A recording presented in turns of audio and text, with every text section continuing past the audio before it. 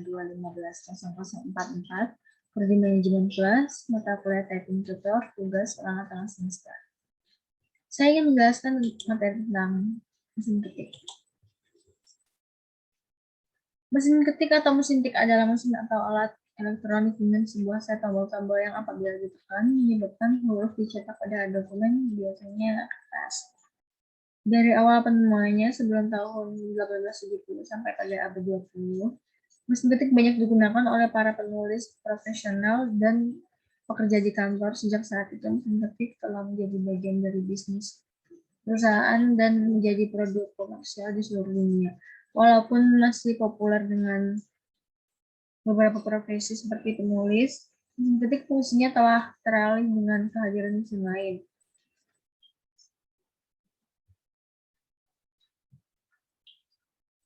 Pada akhir dasawarsa 1890-an, mesin ketik pengolah kata dan komputer pribadi atau personal komputer telah menggantikan fungsi mesin ketik di beberapa negara di dunia bagian barat.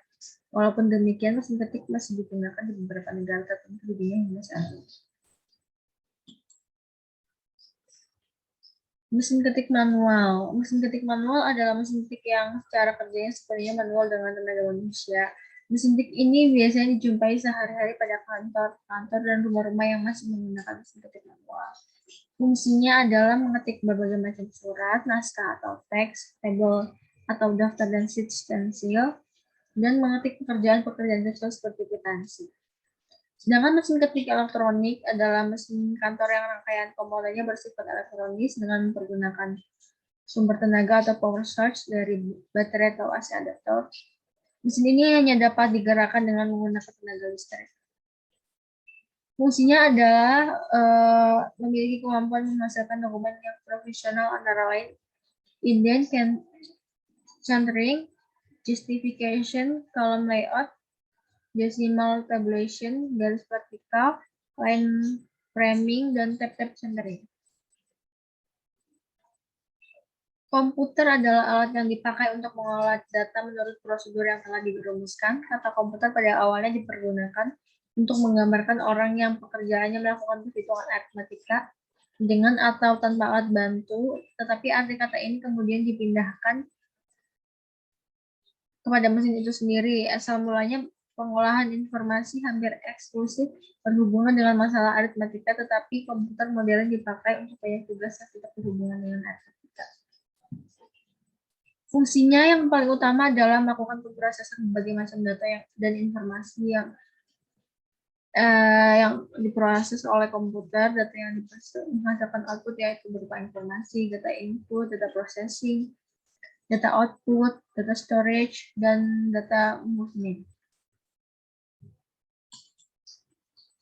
Dan posisi jari saat mengetik adalah di bagian kiri ada jari kelingking untuk huruf A, Q, Z, angka 1, tombol shift, tab, dan caps lock.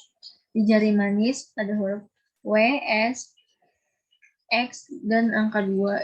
Di jari tengah ada huruf E, D, C, dan angka 3. Di jari telunjuk ada huruf R, F, T, V, D, B, Y, dan angka 4, 5, 6. Di bagian jempol ada tombol space dan ALT. Bagian kanan ada jari telunjuk huruf Y, U, H, J, B, N, M, dan angka 6 dan 7. Jari tengah huruf I, K, tanda koma, dan angka 8. Di jari manis ada huruf L, O, tanda titik, dan angka 9. Jari kelingking ada huruf P, tanda titik, koma, dan tanda miring. Jempol ada tombol space dan ALT. Tulisan rata tengah. Rata tengah biasanya digunakan untuk menulis judul, quotes, dan beberapa kalimat atau paragraf yang ingin ditonjolkan oleh penulis. Tombol keyboard untuk membuat rata tengah adalah kombinasi Ctrl+E.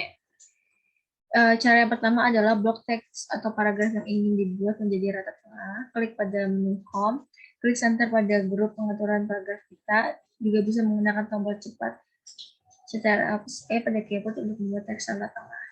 Sedangkan untuk cetak miring, huruf cetak miring digunakan untuk menuliskan judul buku, nama majalah, dan nama surat kabar yang ada dalam sebuah kalimat. Hal ini juga berlaku dalam penulisan daftar pustaka. Cetak tebal Ya, huruf tebal juga dipakai untuk menegaskan bagian tulisan yang sudah ditulis miring. Huruf tebal dapat dipakai untuk menegaskan bagian-bagian karangan seperti judul buku, bab, atau subbab, serta judul dan subjudul dalam tulisan.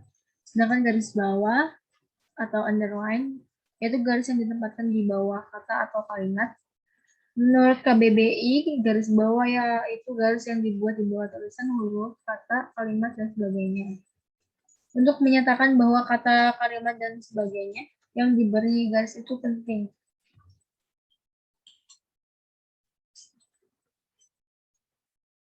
Aplikasi Rapid Typing. Rapid Typing adalah sebuah program ditunjukkan untuk para pengguna yang ingin meningkatkan keahlian mengetik, karena hal tersebut sangatlah penting.